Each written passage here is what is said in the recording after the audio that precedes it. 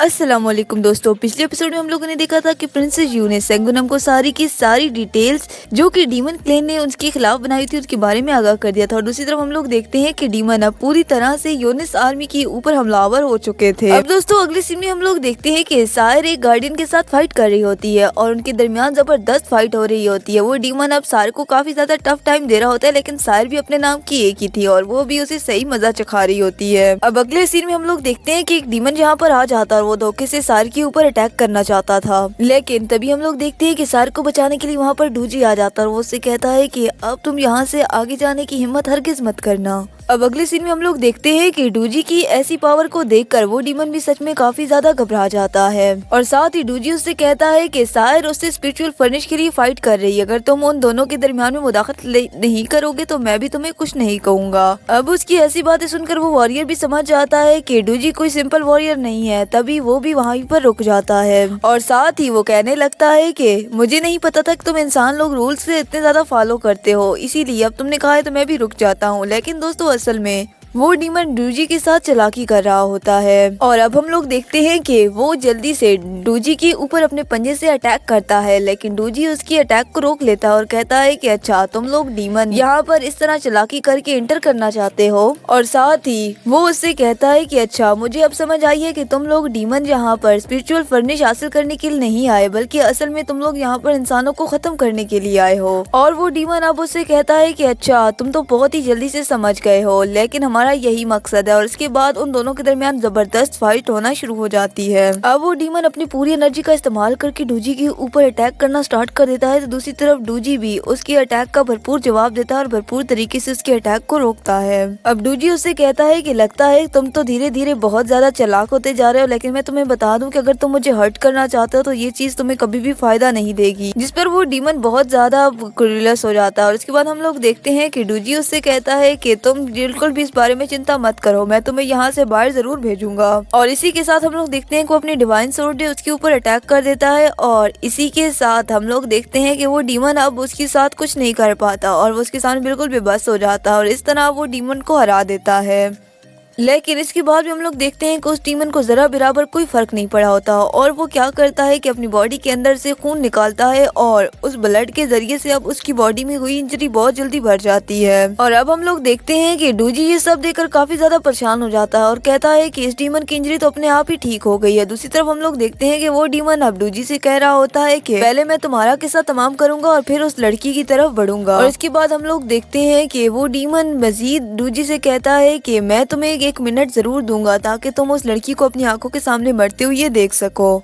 डूजी उस डीमन से कहता है कि यहाँ पर कोई भी ऐसा डीमन नहीं है जिसको मैं ना मार सकूं। और इसके बाद हम लोग देखते हैं कि डीमन उसकी बात पर काफी ज्यादा मुस्कुराता है और कहता है कि चलो ठीक है। और उसके बाद वो अपनी फाइटिंग स्पीड को फुल लेवल पर ले जाता है। अब इन दोनों के दरमियान दोबारा से फाइट शुरू हो जाती है। हम लोग देखते हैं कि डूजी उस डीमन को मारने के लिए अपनी भरपूर कोशिश कर रहा था, लेकिन वो डीमन इसके सभी अटैक से बहुत ही आसानी के साथ बच रहा था। इस तरह अब उस डीमन को मारना इतना भी ज्यादा आसान नहीं था। और इसके बाद हम लोग देखते हैं कि डूजी अपनी फुल पावर का इस्तेमाल करके उसके ऊपर अटैक करता है, लेकिन वो डीमन अब इसकी फुल पावर के बावजूद भी इसके अटैक से काफी आसानी से बच जाता है। अब ये सब देखकर डूजी बहुत ज्यादा परेशान हो जाता है और उसे समझ नहीं आती कि आखिर उसकी डिवाइन स्वॉर्ड ने उसका टारगेट मिस कैसे कर दिया। तभी डूजी को यह एहसास होता है कि वो डीमन इसे मारना नहीं चाहता बल्कि इसके साथ कुछ और करना चाहता है। तभी हम लोग देखते हैं कि वहाँ पर वो डीमन काफी ज्यादा हंस रहा होता है और कहता है कि क्या तुम्हारे पास अटैक करने के लिए और एनर्जी नहीं बची है, या फिर ऐसा तो नहीं है कि तुम मेरे हाथों मरने के लिए बहुत जल्दी रेडी हो गए हो। मैं बहुत जल्द तुम और उस लड़की को बहुत ही आसानी के साथ मारने वाला हूँ। इसकी बात सुनकर डूजी कहने लगता है कि सायर हाओ चैन के लिए सबसे ज्यादा इम्पोर्टेंट पर्सन है और मैं कभी भी तुम्हें उसके हाथ भी नहीं लगाने दूंगा। और इसी के साथ अब वो डीमन के ऊपर दोबारा से हमलावर होता है। वो किसी कीमत पर भी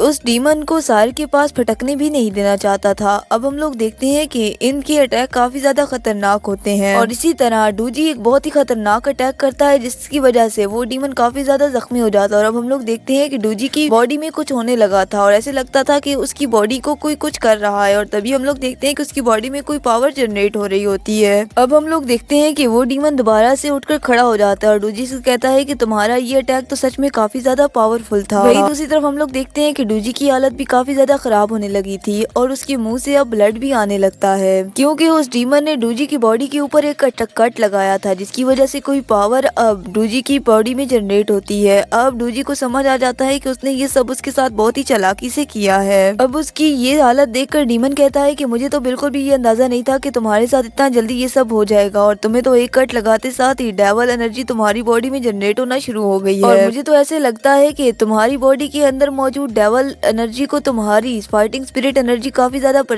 पसंद आई है, और जैसे ही अब तुम्हारी ये फाइटिंग एनर्जी ज्यादा होगी, उसी तरह मेरी डेविल एनर्जी भी तुम्हारी बॉडी में ज्यादा पावरफुल होगी। अब हम लोग देखते हैं कि डूजी उसकी चाल में बहुत ही बुरे तरीके से फंस गया होता है, लेकिन इसी के साथ हम लोग देखते हैं कि वो बिल्कुल भी हिम्मत नहीं हारता और वो दोबारा से उस डीमन का सामना करने के लिए रेडी हो जाता है। इसीलिए जब वो डीमन उसका मजाक उड़ा रहा होता है तो वो उसके ऊपर हमलावर होने से पहले अपने बॉडी के अंदर मौजूद उस डेविल फ्लावर को काट देता है, और इसके लिए वो अपने पास मौजूद स्लैश टेक्निक का इस्तेमाल करता है और जल्द से जल्द उस प्लांट को काट कर फेंक देता है। अब ये सब देखकर वो डीमन भी काफी ज्यादा परेशान हो जाता है, और इसके बाद डूजी फौरन से उसके ऊपर स्लैश अटैक लगाना शुरू कर देता है। अब हम लोग देखते हैं कि वो इस हमले से बुखला जाता है और डीमन को समझ नहीं आती कि वो खुद को किस तरह बचाए, और इस तरह से अब वो इन स्लैश अटैक की वजह से काफी ज्यादा बुरे तरीके से जख्मी हो जाता है। और इसके बाद हम लोग देखते हैं कि उसका एक हाथ कट गया होता है, लेकिन फिर भी वो डीमन बहुत ज्यादा हंस रहा होता है, और इसके बाद वो डीमन उठता है और अपना कटा हुआ हाथ लेकर दोबारा से उसे अपने साथ कनेक्ट कर लेता है और हंसते हुए कहता है कि तुम जितनी मर्जी कोशिश कर लो, लेकिन तुम मुझे कभी भी नहीं मार पाओगे। और इसी के साथ वो कहता है कि मेरी बॉडी के अंदर तो कोई भी कमजोरी नहीं है, लेकिन तुम्हारी बॉडी के अंदर डेविल फ्लावर ने उगना शुरू कर दिया है और तुम इसे ग्रो होने से कभी नहीं रोक पाओगे। और इसी के साथ डीमन उसे कहता है कि चलो फिर, उसके बाद मैं तुम्हें बहुत ही आसानी के साथ मार दूंगा। लेकिन तभी डूजी उसे कहता है कि आखिर तुम्हें सब की इतनी जल्दी क्या है। और इसी के साथ हम लोग देखते हैं कि डूजी उसके ऊपर दोबारा से एक भरपूर अटैक लगाता है, और इसके बाद हम लोग देखते हैं कि डूजी बहुत ही आसानी के साथ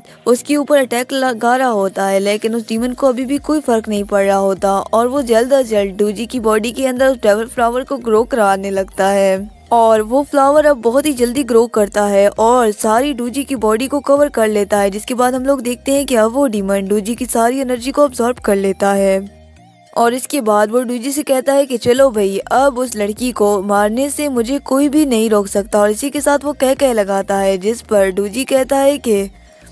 मैं तुम्हें हरगिज ऐसा नहीं करने दूंगा, मैं कभी भी ब्रदर हाओचेन के इतने इम्पोर्टेंट पर्सन को तुम तक नहीं पहुंचने दूंगा। और अब इतना कहने के बाद डूजी अपनी सारी एनर्जी को दोबारा से जमा करता है और उसके ऊपर अटैक करने के लिए आने लगता है। दूसरी तरफ हम लोग देखते हैं कि डीमन भी अपने हेल्प फ्लावर का इस्तेमाल करने लगता है, लेकिन अब डूजी की ऐसी पावर के सामने वो कुछ नहीं कर पाता, और अब हम लोग देखते हैं कि डूजी उसे हर्ट करने में कामयाब हो जाता है। अब हम लोग देखते हैं कि ये सब होते देखकर वो डीमन काफी ज्यादा गुस्सा आ जाता है और वो तुरंत अपने डीमन गॉड की शील्ड को हटा देता है। अब हम लोग देखते हैं कि डूजी उसकी पावर की वजह से बहुत ही बुरी तरीके से इंजर्ड हो जाता है, और अब हम लोग देखते हैं कि इस सारे चक्रों में उसका डिवाइन स्वॉर्ड भी काफी बुरे तरीके से चकनाचूर हो गया था। अब हम लोग देखते हैं कि दूसरी तरफ सायर को भी इनके बारे में पता चल जाता है। अब इस तरफ हम लोग देखते हैं कि वो डीमन डूजी से कह रहा होता है कि तुम्हारे इस अटैक ने तो मुझे डीमन गॉड की सील पावर को अनलॉक करने के लिए फोर्स कर दिया है, और आज पहली बार ऐसा हुआ है कि मैं इतनी शानदार तरीके से डेविल फ्लावर को ग्रो होते हुए देख रहा हूँ। और इसी के साथ हम लोग देखते हैं कि अब डूजी के लिए